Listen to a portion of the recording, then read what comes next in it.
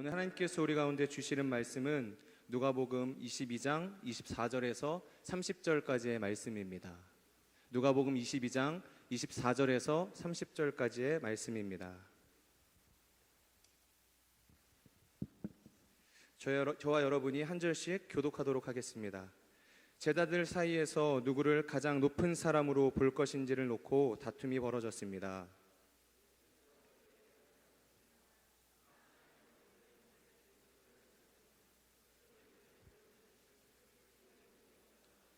그러나 너희가 그래서는 안 된다. 오히려 너희 중 가장 큰 사람은 가장 어린 사람과 같이 돼야 하고 다스리는 사람은 섬기는 사람 같이 돼야 한다.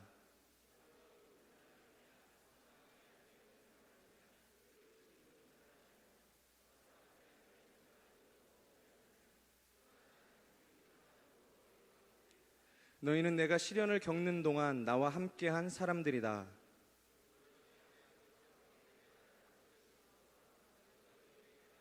함께 읽겠습니다. 너희는 내 나라 안에 들어와 내 밥상에 앉아 먹고 마시며 보좌에 앉아 이스라엘의 12지파를 심판하게 될 것이다. 권위와 하나님 나라라는 제목으로 이길탁 목사님 말씀 전해주시겠습니다. 네, 인간에게는 세 가지의 본능과도 같은 욕망이 있습니다. 욕망이 좀 부정적인 단어라 부정적으로 다가오는데 이건 나쁜 것은 아니죠. 우리 본능과도 같은 것입니다. 첫 번째, 우리의 삶 가운데 찾아오는 욕망은 이성에 관한 욕망입니다. 성에 관한 욕망이죠. 남자는 여자를 사랑하여 정착하길 원하고, 여자는 남자에게 끊임없는 사랑과 배려를 받고자 하는 그 마음, 남자와 여자가 서로 사랑하고 사랑받고자 하는 것은 그것은 본능과도 같은 아주 자연스러운 것입니다. 학창시절에 여러분, 우리가 수중에 10대 시절을 돌아보면 우리 수중에 돈이 하나도 없었잖아요. 매일매일 용돈을 타쓰는 시절이었기 때문에. 그런데 돌아보면 내 수중에 돈이 없다는 것이 불편하지 않았습니다. 마음이 어렵지 않았습니다. 내 곁에 여자친구가 없다는 것이 마음이 불편했지 돈이 없다는 것이 불편한 적은 한 번도 없었던 것 같습니다. 때문에 사랑하는 사람과 사랑하여 결혼하는 것, 이것은 우리 인생의 큰 만족이고, 이 만족은요 내 삶의 모든 불편함을 다 덮어버립니다. 보통 여러분 신혼 때는요 그 무에서 시작하기 때문에 되게 삶이 좀 옹색하고 형편이 넉넉지 않는 것이 일반입니다. 그래도 여러분, 그것이 상처가 되지 않고 오히려 재미있게 느껴지는 것은 남자와 여자가 서로 사랑하는 그 행복의 크기가 생활의 불편함을 덮기 때문입니다. 처음에 제가 이제 결혼하고 전임사역지로 가서 배정받은 집이 굉장히 불편한 그 흉가와 같은 집이었거든요. 거기서 불편함은 이루 말로 다 할 수 없었지만 거기서의 삶이 제 마음 가운데 상처로 남지 않았습니다.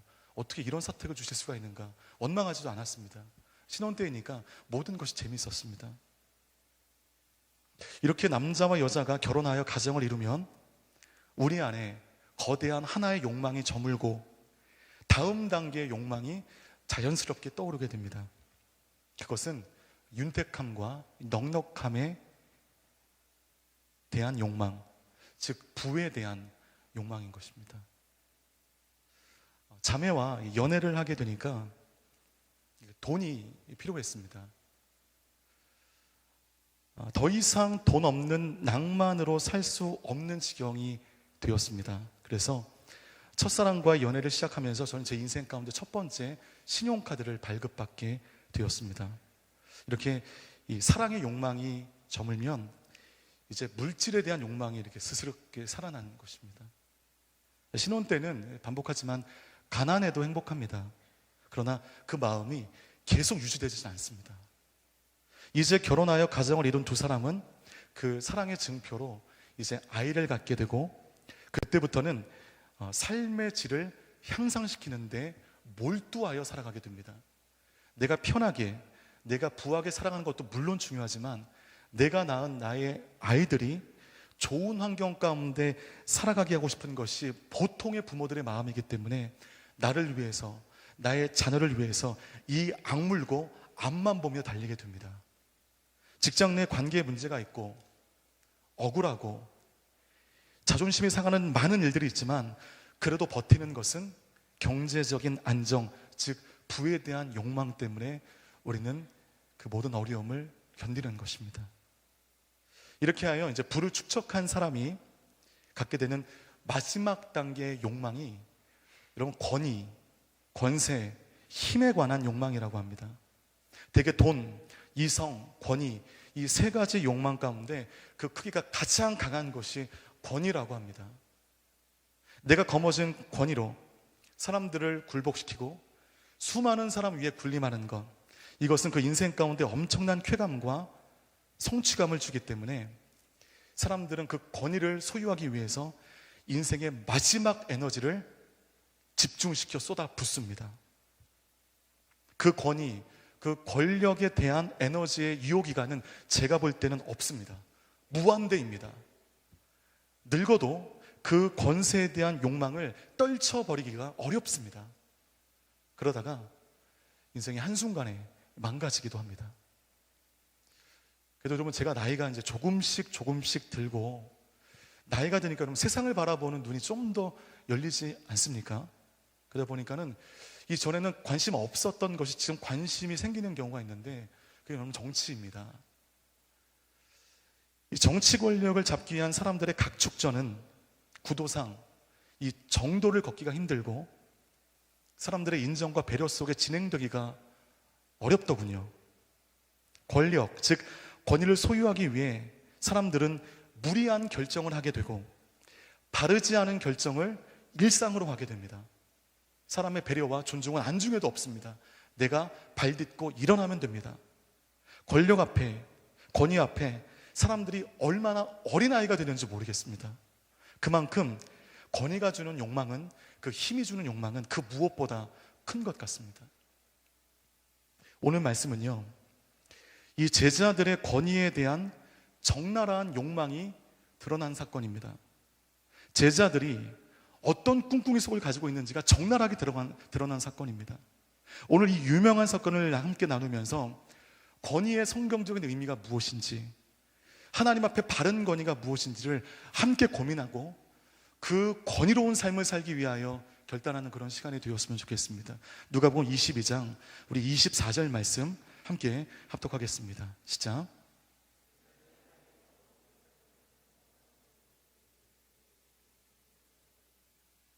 누가복음 22장의 배경을 말씀을 드리면 예수님은 지금 십자가의 길을 걸으시기 위해서 예루살렘에 입성하신 이후였습니다. 우리가 보지 않았지만 22장 1절 말씀 가운데 보면 잡히시기 직전에 마지막 제자들과 성만찬을 하셨습니다. 이것은 곧 돌아가신다는 그런 의미인 것이죠.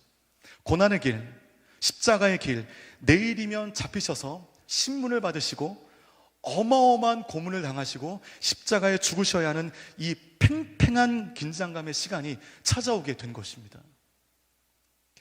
2년 전에 큰아이가 편도 절제술을 받기로 결정하고 분당 차병원에서 수술하기 전날 제가 밤잠을 못 이뤘습니다. 이 가운데 저랑 해외 아울리치를 함께 가셨던 분들은 다 공감하시는 내용인데 저는 누우면 잡니다.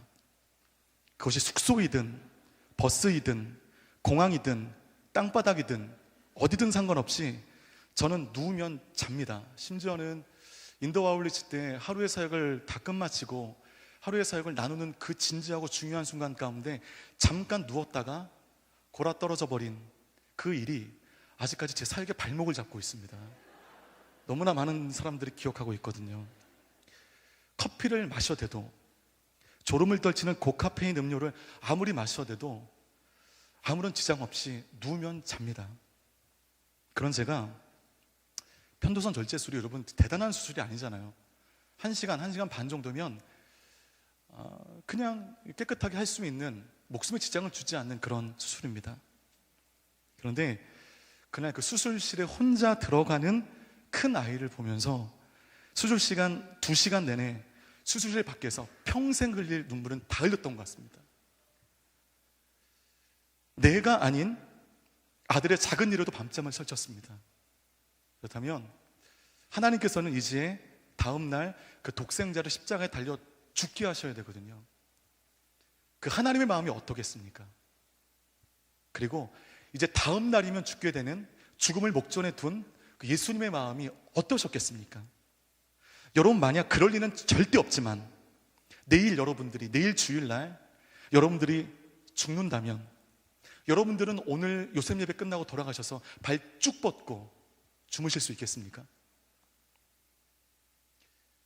예수님도 완전한 하나님이시자 또 완전한 인간이셨기 때문에 그런 인간적인 마음이 있으셨습니다. 그런데 이때 어이없는 일이 벌어지게 된 것이죠. 오늘 성경 보니까 제자들이 그런 예수님의 마음에 하나도 동참하지 않고 다음과 같은 일을 벌이게 되더라는 것입니다. 예수님의 제자로서 그런 논쟁이 나온 것 자체가 선한 일이 아닌데 더욱이 이 논쟁이 시작된 시기, 즉 돌아가시기 전날 그 생과 사의 아주 팽팽한 긴장감으로 고민하실 때 그때 나온 논쟁이라고 한다면 그 사람들은요, 어리석은 사람들이 아니라 악해 빠진 사람들입니다. 누가 크냐, 누가 높으냐, 이런 논쟁이 예수께서 십자가 지시기 전날 있었다는 것, 그건 부끄러운 것입니다. 이 사건이 또한 얼마나 황당한 사건인지를 같은 사건이 기록되어진 다른 복음서의 말씀을 통해서 우리는 확인할 수가 있습니다. 우리 마태복음 20장 20절과 21절 말씀 함께 읽도록 하겠습니다. 시작. 그때 세베대의 아들들의 어머니가 자기 아들들과 함께 예수께 다가와 무릎을 꿇으며 간청했습니다. 예수께서 물으셨습니다. 무엇을 원하느냐? 그 여인이 대답했습니다. 주의 나라에서 제 두 아들 중 하나는 주의 오른편에 다른 하나는 왼편에 앉게 해주십시오. 아줌마의 치맛바람에 성경적인 근거가 되는 말씀입니다.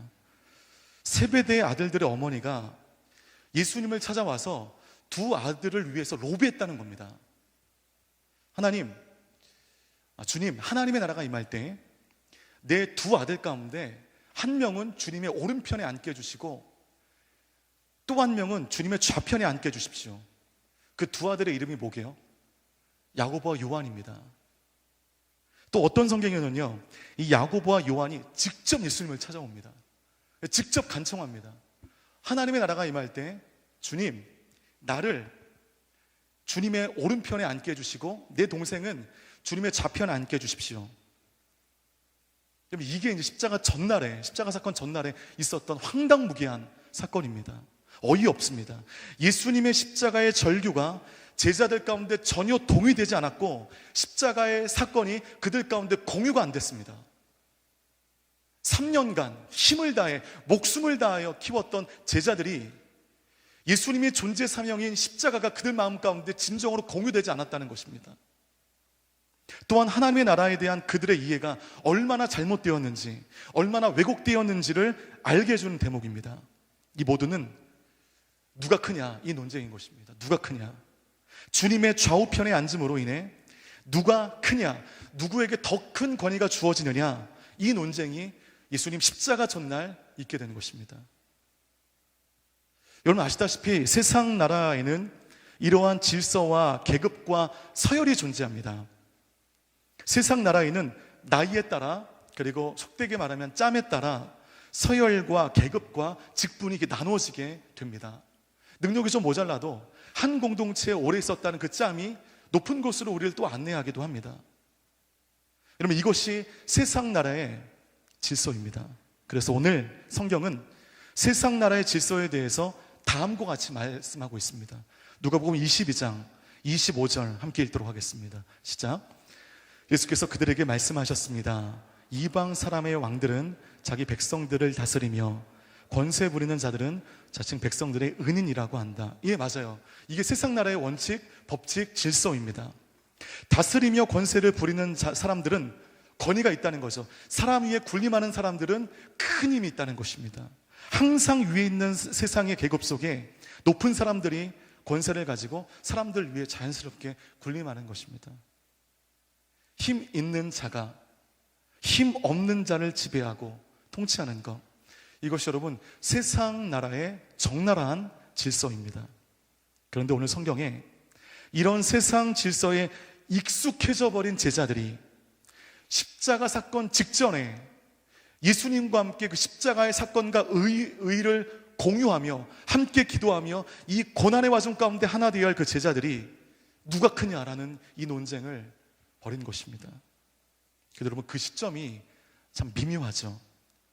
예수 그리스도께서는 십자가를 지심으로 인하여 이런 세상의 질서를 뒤엎어버리시고 하나님 나라의 새로운 질서를 세우고자 하시는 그 중요한 시점 가운데 예수님의 가장 중요한 지지자의 역할을 해야 할 제자들은 오히려 세상 나라의 질서를 가지고 예수님께 되묻는 것입니다.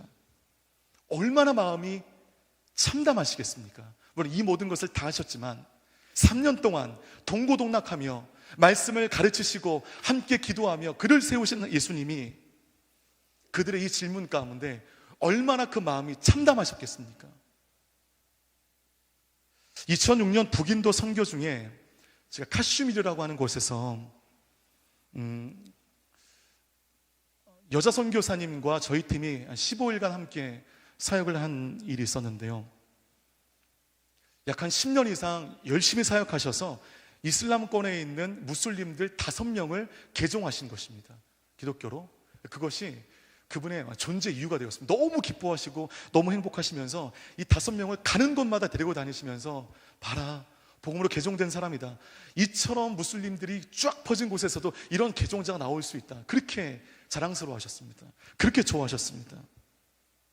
하루는 저희가 방문해서 말씀을 나누고 뜨겁게 예배하고 예배가 끝난 뒤에 서로 교제하는 와중에 그 개종자 중에 한 사람이 막 업이 된 거죠.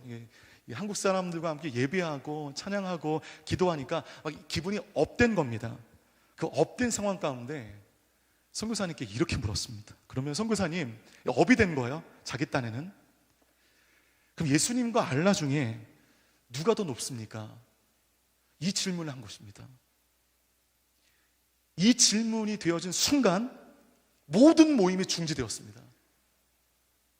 그 질문에 이 선교사님은요, 어마어마한 충격을 받으신 것입니다.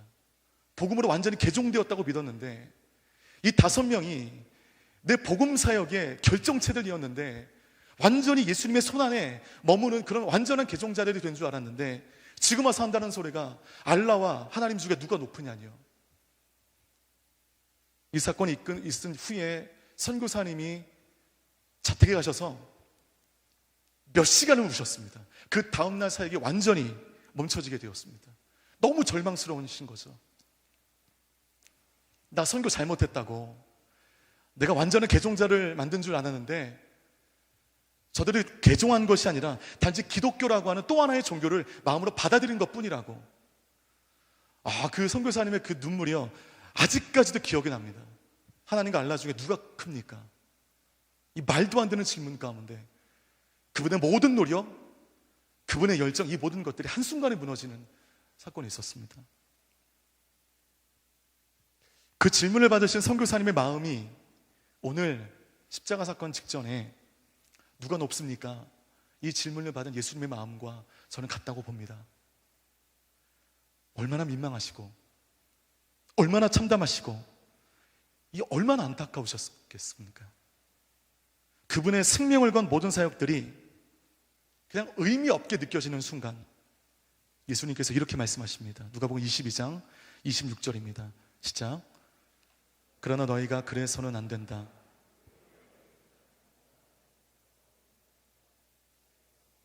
다스리는 사람은 섬기는 사람과 같이 되어야 한다. 펜 있으신 분들은 거기 밑줄을 좀 쫙 그어주시면 좋을 것 같아요. 이 말씀이 여러분 다른 복음서에서는요 이렇게 또 말씀하고 있습니다.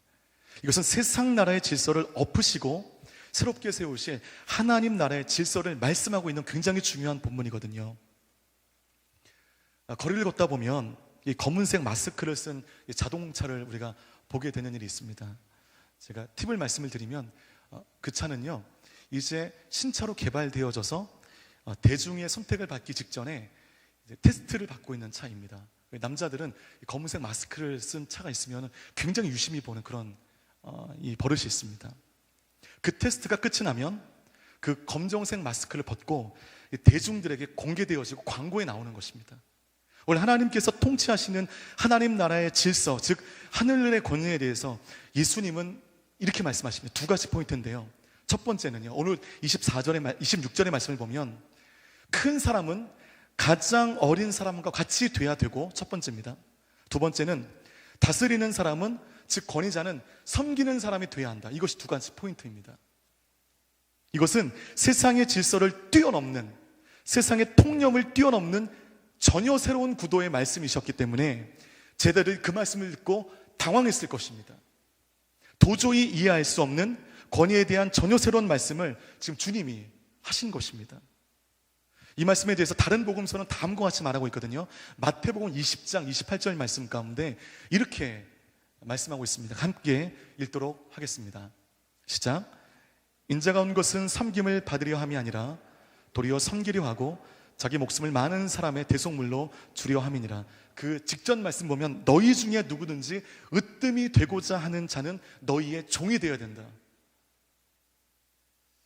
여러분, 우리에게는 크고자 하는 본능이 있습니다. 성경은 그 본능을 죄악시하진 않아요. 우리는 다 다른 사람보다 나아지길 원하고, 다른 사람보다 솔직히 내가 선택되어지길 바라고, 다른 사람보다 내가 앞서길 바라는 마음이 누구에게든지 있습니다. 그런데 그 마음에 너무 죄책감 가질 필요가 없다는 것입니다.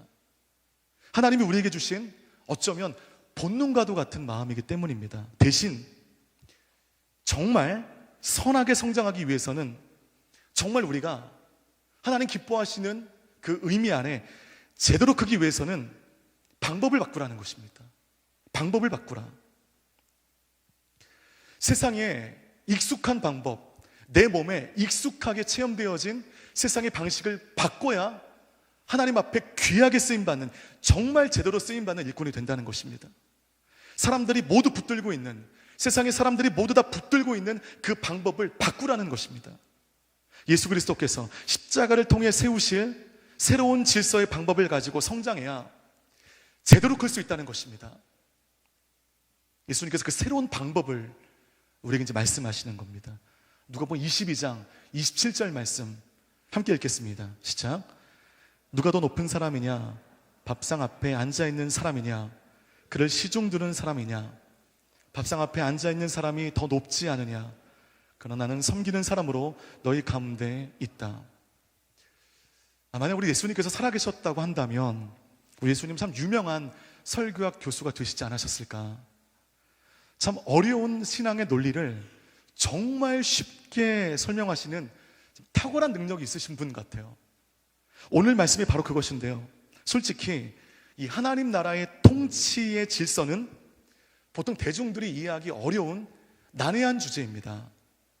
굉장히 어려운 의미들이 담겨져 있는 포괄적인 의미입니다. 왜냐하면 그들이 세상 나라에 완전히 젖어 있는 인생을 살고 있는데, 하나님의 통치의 원리는 그 젖어 있는 질서를 완전히 뒤바꾸는 질서이기 때문입니다. 누가 크냐? 이 논쟁을 어떻게 논리적으로 잠재우시냐면, 우리 중에 기가 막힌 표현이에요. 밥상에 앉아 먹는 자가 있고 시중 드는 자가 있다는 것입니다. 두 부류의 사람을 비교하면서 말씀하십니다. 그러면 아주 당연한 질문 드리겠는데요. 세상의 관점에 보면 밥상에 앉아서 먹는 사람과 시중 드는 사람과 누가 높습니까? 이거는 뭐 질문 의미가 없죠. 밥상에 앉아 먹는 사람이 당연히 높은 사람이지 않습니까? 저와 여러분들은 밥상에 앉아서 먹고 시중 받기를 원하시잖아요. 그런 삶을 추구하지 않습니까? 직장 내에서도 한 기수만 앞서도 식사 때 앉아 계시잖아요. 그 신입 분들이 음식을 가지고 시중을 두시잖아요. 여러분, 솔직히 여러분 그게 마음이 불편하십니까? 편하시잖아요. 나도 그랬다, 너희도 그래야 된다, 그런 마음이 있으시잖아요. 저만 그렇군요. 죄송합니다. 네. 이것이 여러분 세상의 질서인데, 그런데 27절 하반절의 말씀을 보면 그러나라고 되어 있습니다. 그러나 이제 반전이 시작되는 것이죠. 그러나 나는 섬기는 사람으로 너희 가운데 있다라고 예수님이 말씀하셨습니다. 그렇다면 예수님은 어떤 분이십니까? 밥상에 앉아 드시는 분이십니까? 시중 두는 분이시라는 것입니까? 예수님이 시중 두신다는 거예요. 예수님은 밥상 앞에 앉아서 드셔도 되는 분이거든요. 근데 이분이 지금 시중 드시기 위해서 이 땅에 오셨다는 것입니다. 청년 여러분, 이것이 기존 세상의 질서와 반하는 내용입니다. 완전히 반대되는 개념이에요. 우리는 앉아서 대접받는 자리를 원합니다. 그것이 높은 자리이고 그것이 권위 있는 자가 그 권위를 누릴 수 있는 특권이기 때문입니다. 우린 이것을 추구하고 이런 삶에 나도 모르게 익숙해 있습니다. 제가 되게 인간적인 얘기 하나 드릴게요. 이런 인간적인 얘기 재밌어 하시죠? 2014년에 제가 이제 오늘의 교회 요셉 공동체 처음 부임했을 때 저의 역할은 부교육자로서, 전문 용어로 시다로서 당시에 담당 목사님을 보좌하여 그 담당 목사님이 마음껏 목회할 수 있도록 돕는 역할이었습니다. 제 역할은요. 그때 진짜 바빴습니다. 당시 담당 목사님이 저를 혹독하게 다루신 것은 아닌데, 끝까지 들으세요. 아닌데 제가 이제 오늘이 외부 출신으로 좀 잘하고자 하는 마음이 컸습니다. 외부 출신도 오늘이 안에 들어와서 잘 해낼 수 있다는 것을 좀 보여주고 싶었거든요. 그 마음에 정말 바쁘게 살았던 2년이었습니다. 공동체를 위한 고생은 내가 다 아는 것 같은데 2015년 우리 요셉 수련회 때는 마지막 날 계시지도 않으셨는데, 그래 여러분, 공동체적인 관심은 어쩔 수 없이 담당 목사님에게 집중이 되더라고요. 그것이 당연한 것이고 여러분 또 그래야만 됩니다. 그에 비해서 여러분 이 부교육자는 결정권도 없고 의무만 주어지고 담당에 대해서 잘 대접받지도 못하고, 그것이 여러분 가끔은 솔직히 말씀을 드리면 서운하고요, 되게 섭섭했습니다. 고생은 내가 다 하는데, 양 목사님 고생 안 하시는데 그분이 다 높임을 받으시고 난 죽도록 일만 하고, 그게 섭섭했습니다. 서운할 때가 있었습니다. 그런데 제가 2년간 이제 그 부교육자를 하고 1년간 이제 여호수아 공동체를 섬기다가 제가 요셉으로 돌아왔는데, 부교육자에 있다가 돌아와 보니 제가 담당이 돼서 돌아왔잖아요. 몇 가지 달라진 현실을 접하게 되었는데, 일단 대접이 달라졌습니다. 부교육자에서 담당이 되니까 여러분 대접이 바뀌더군요. 담당의 맛, 권위의 맛, 진짜 좋았습니다. 이래서 담당이 되고 이래서 담임 목사 하겠구나, 그런 마음이 솔직히 들었습니다. 그래서 저는 대접만 받는 줄 알았거든요. 근데 아니더라고요. 대접만 받습니까? 부교육자로서는 감당하지 않아도 되고 신경 쓰지 않아도 되는, 피해도 되는 5만 가지 모든 결정과 책임의 짐이 담당에게 주어진다는 것을 제가 담당이 돼보니까 알겠습니다. 내 실수로 기인하지 않는 여러 많은 갈등과 불화를 마주해서 모른 척하지 않아야 되는 일들이 발생했습니다. 피하면 안 되는 일이 발생하게 되었습니다.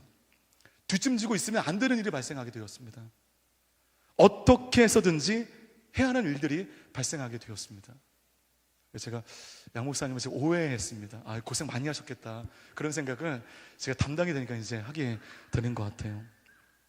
담당 교육자가 해야 할 일이 있습니다. 대접받는 꿀맛 뒤에 책임의 쓴맛이 있는 자리였습니다. 그런데 여러분, 제가 정확하게 아는 것은, 제가 착각하지 않은 것은, 담당으로서 누릴 수 있는 여러분들이 주는 인정과 대접은 제가 요셉을 떠나게 될 때 깨끗하게 비워진다는 것입니다. 제가 누리는 권위는 요셉의 담당으로 있을 때에만 유효한 권위입니다. 요셉을 떠나는 순간 여러분은 삽시간에 저를 잊으실 것이고, 저는 요셉에 있을 때만큼 여러분의 삶에 큰 영향을 주지도 못할 것입니다. 비정한 현실인데 그게 맞는 거죠. 그 권위는 하나님께서 허락하신 공동체 안에 있을 때만 유효한 한계적인 권위입니다.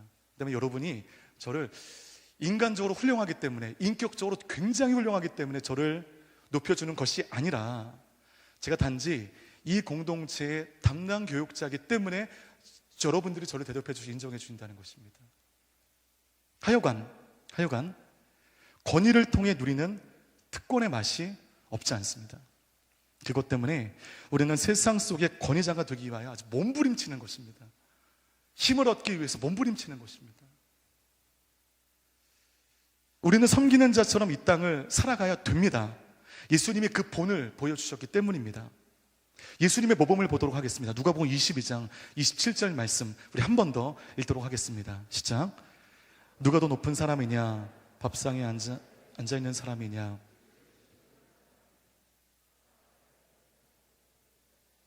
그러나 나는 섬기는 사람으로 너희 가운데 있다. 그러나 나는 섬기는 사람으로 너희 가운데 있다. 이 말을 예수님이 왜 하셨을까요?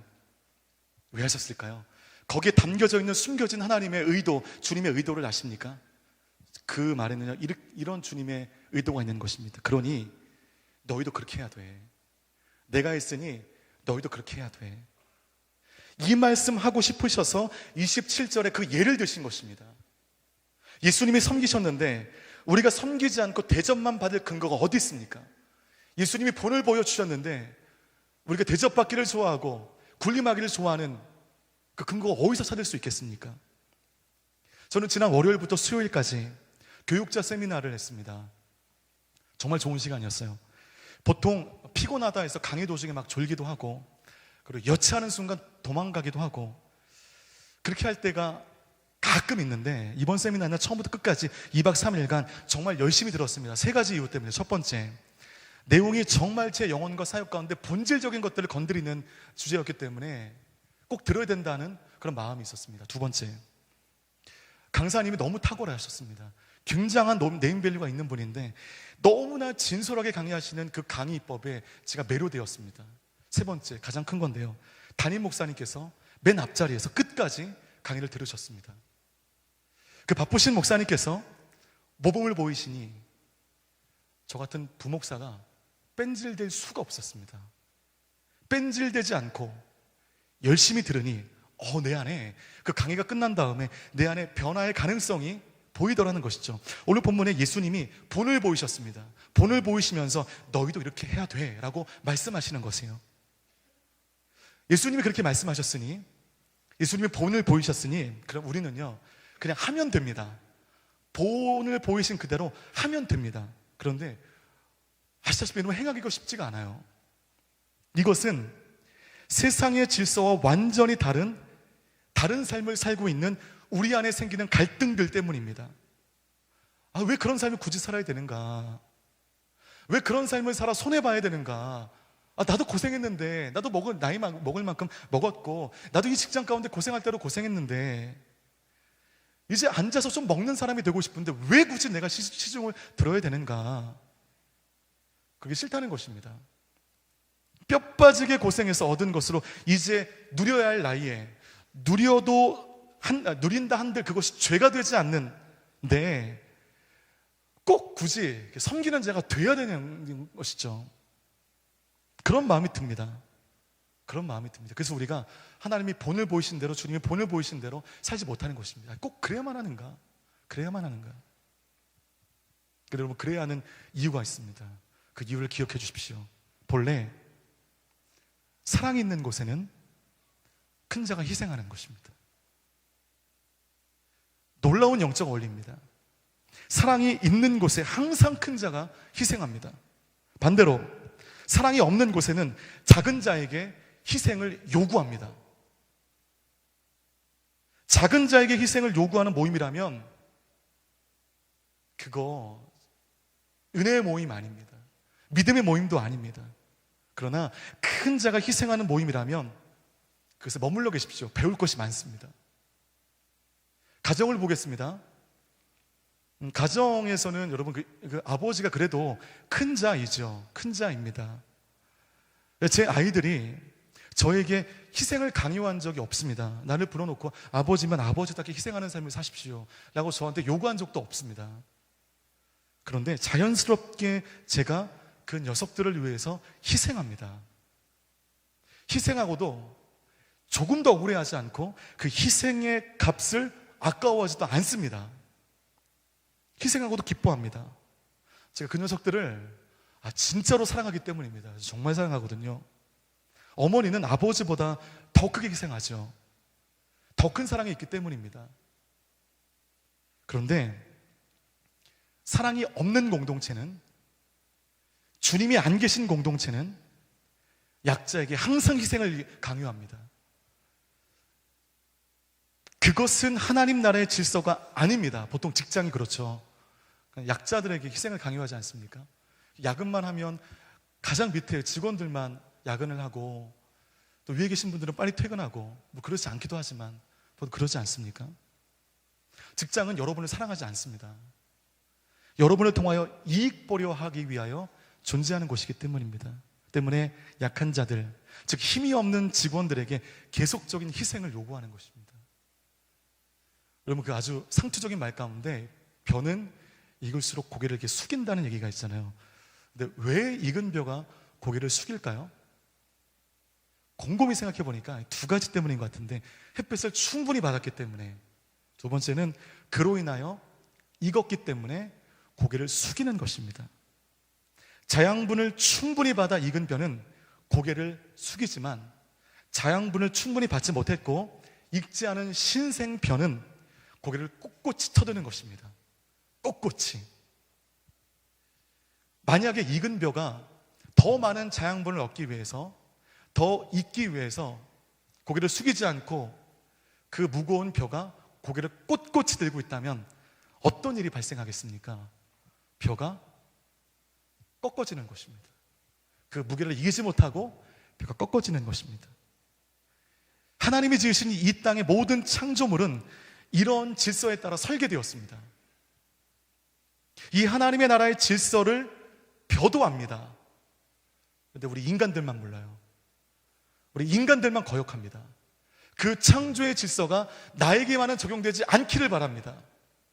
나는 밥상 앞에 앉아 시중을 들고 먹는 자가 되길 원합니다.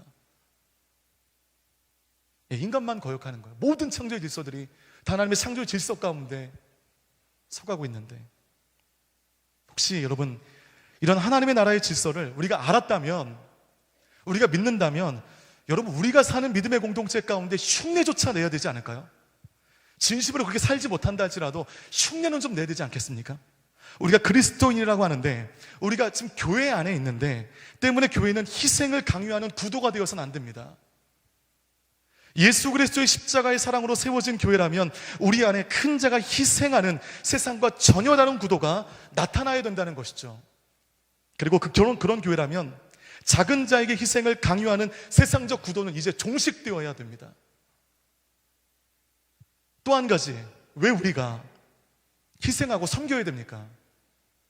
첫 번째는 사랑이 있는 곳에는 큰 자가 희생하는 그 법칙이 있기 때문이죠. 두 번째입니다. 두 번째, 왜 우리가 희생하고 섬겨야 되는가? 우리가 희생하면 바로 그 사람은 하나님께서 결국 큰 자로 세워주시기 때문입니다. 믿으십니까? 이 법칙에 대한 완전한 믿음이 여러분 삶 가운데 있게 되기를 바라겠습니다. 이것이 기독교의 공식입니다. 희생은 결국 우리를 큰 자로 만드는 것입니다.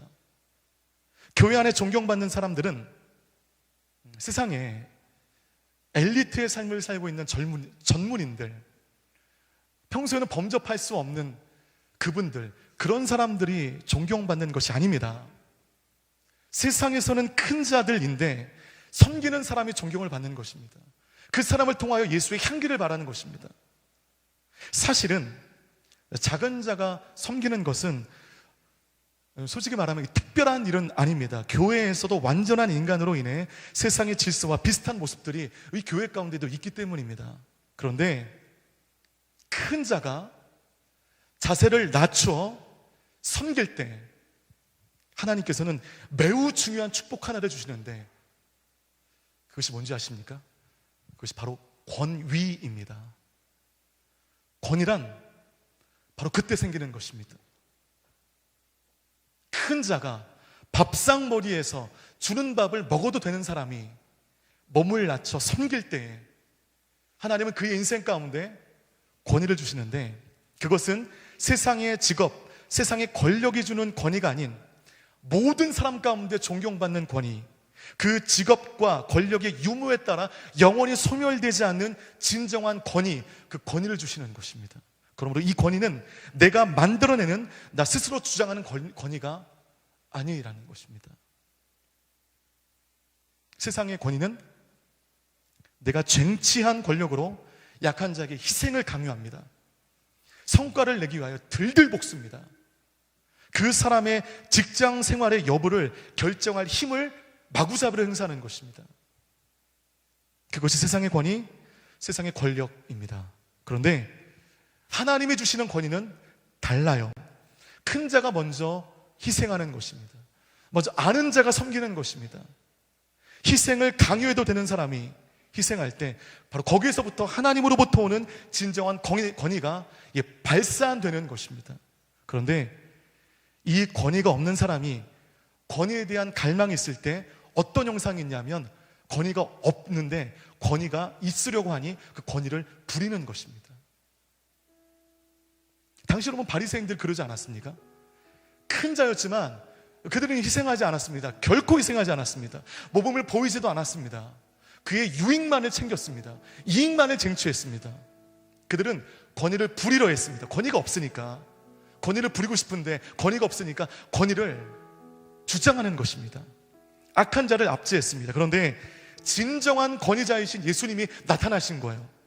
진정한 권위 앞에 자신의 권위가 가짜임이 탄로난 그들이 어떤 행동을 하죠? 진짜 권위를 죽여버립니다. 진짜 권위를 제거합니다. 그러면 가짜 권위인 내가 세상 가운데 드러나 나의 안에 있는 권위가 진짜 권위라고 주장하는 것입니다. 그러면 진정한 권위가 십자가에 돌아가셨습니다. 진정한 권위를 가지고 인류를 위해 희생하신 예수 그리스도께서 결국 큰 자가 되어 그 모든 고통이 인류 구원이라고 하는 열매로 보상되지 않았습니까? 그 열매 수혜자들이 여기 앉아있는 저와 여러분들 아닙니까? 주를 위해 드리는 희생과 헌신은 진정한 권위를 얻게 하고, 결국 우리는 하나님 앞에 큰 자가 되는 이 하늘의 공식을 믿고 그 하늘의 공식 가운데 여러분의 젊음과 시간을 투여할 수 있는 여러분들 되시기를 바라겠습니다. 제 인생의 철학이 있는데요, 몇 번 얘기해 드린 적이 있는데, 아생교회사, 아사교회생. 내가 살면 교회가 죽고 내가 죽으면 교회가 산다. 공부에 생각해 보니까 우리 인생에도 이러한 철학이 좀 필요할 것 같습니다. 제가 만든 철학입니다. 마음에 드신 분들은 가져가셔도 됩니다. 아생 인생사, 아사 인생생. 내가 살면 나의 인생이 죽어버리고 내가 죽으면 나의 인생이 산다. 괜찮죠? 그럼 이것이 권위입니다. 내가 죽을 때 생기는 것이 권위입니다. 내가 죽어야만 생기는 권위, 하늘의 공식의 권위. 내가 죽지 않으면 권위를 부리게 되어 어쩌면 진짜 권위를 제거하려고 하고, 진짜 권위를 인정하지 않으며 진짜 권위를 없애려 하는 일들이 우리 가운데 없지 않다는 것입니다. 권위를 부리면 인간은 바로 추악해지는 거예요. 그래서 여러분, 제가 소망하는 것이 있습니다. 제가 이제 요셉의 교육자이기 때문에 대접받고 존경받는 것이 아니라, 저는 그냥 제 존재만으로 사랑받고 존경받는 그런 존재가 되었으면 좋겠습니다. 갈 길은 멀다는 거 알아요, 여러분. 어렵다는 거 압니다. 하지만 그런 소망이 있습니다. 제가 나중에 언제가 될지 모르겠지만 요셉의 영혼이 있지는 않을 테니까, 이 예비 끝나면 또 어디 가신데 막 이렇게 생각하지 마시고, 언젠가는 요셉을 떠나게 될 터인데, 요셉을 떠난 후에도 저를 잊지 않는 그런 교육자로 마음속에 남았으면 좋겠습니다. 제가 여러분 아시다시피 카리스마 넘치는 그런 유형의 교육자는 아니잖아요. 제 안에 있는 진정한 권위를 인정받는 교육자가 되고 싶다는 그런 마음은, 이 마음만 있습니다. 저 사람은 진짜 좀 목사다웠다. 저 사람 좀 예수님을 사랑하는 것 같더라. 저 사람 청년들에게 기도하라고만 얘기하지 않고 그래도 기도하더라. 이 말 좀 들었으면 좋겠습니다. 저런 목사가 와서 저 목사가 있는 동안에 요셉이 좀 좋아졌다. 이 말을 들을 수 있다면 여러분, 저는 성공한 교육자 아니겠습니까? 그렇죠? 어마어마한 부흥을 일으켜 규모가 엄청나게 커졌는데 목사가 존경받지 못하고 때문에 권위를 부리려만 하고, 그러므로 상처를 주는 그런 목사라면 커졌다는 것이 무슨 의미가 있겠습니까? 크다는 것이 무슨 의미가 있겠습니까?